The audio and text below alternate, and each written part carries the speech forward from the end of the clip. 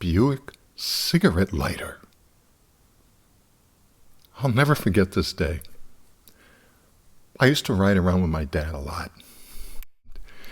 I remember he had this old Pontiac, and he traded it in one day for this beautiful 1956 Buick. And I remembered so vividly the color.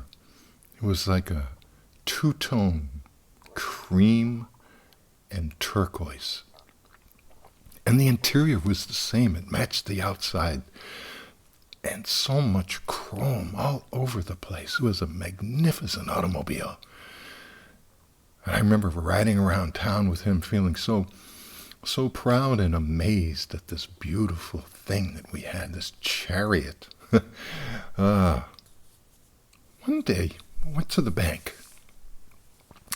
He had restaurants, so every afternoon or late morning, from the receipts the night before, he'd have to go to the bank and make a deposit, or perhaps get change or whatever. I really didn't know what was going on. I was young, maybe five years old, and went to the bank, and he parked outside, and he left me inside.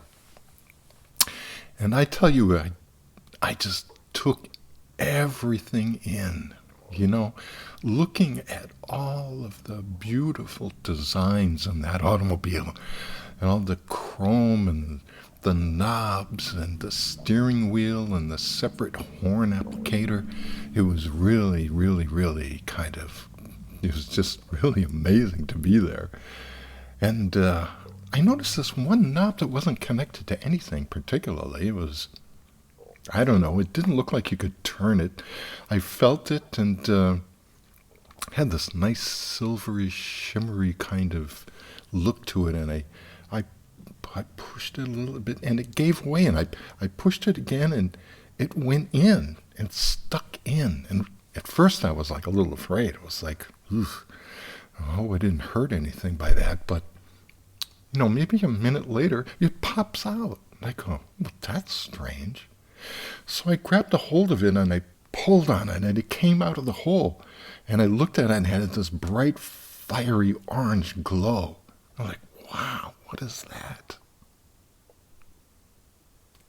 I took it.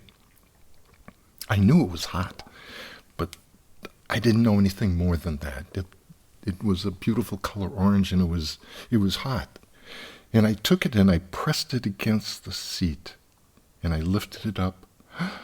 It left a mark. Uh-oh. And I did it again, and it left another mark, and I said, oh, I rubbed it. I rubbed. I wanted to see could I get it to go away? It wouldn't go away. It was like a dark, blackish circle with rings in it. Kind of matched exactly what that orange glow was. Oh, I put it back in the hole that I found. I stuck it in there. And a few minutes later, my father walks out, and I knew that I had done something wrong. I didn't know what to expect. I didn't even try to hide it. It was right there between him and I. He opens the door, he comes and he sits down. He goes, what are you up to? I go, nothing, just... He looks down at the seat and he goes, what's that? What happened? I don't stutter, but I was stammering. I couldn't really... I said there was this thing that I pushed in, and I took it out, and I didn't know what I was doing, and I touched the seat twice, and he goes, oh, the cigarette lighter. Oh, no. I can't do anything about that. I'm just going to have to live with it, I guess. Oh, damn it. We rode all the way back to the house. Not a word was spoken between the two of us. I knew I'd done something wrong. I knew that what I did was bad. But I didn't get beaten, and I didn't really even get yelled at. We got home, and he got out of the car. He said, come on, let's go in the house. And I heard him go in the other room and talk to my mother, and you could hear them mumbling and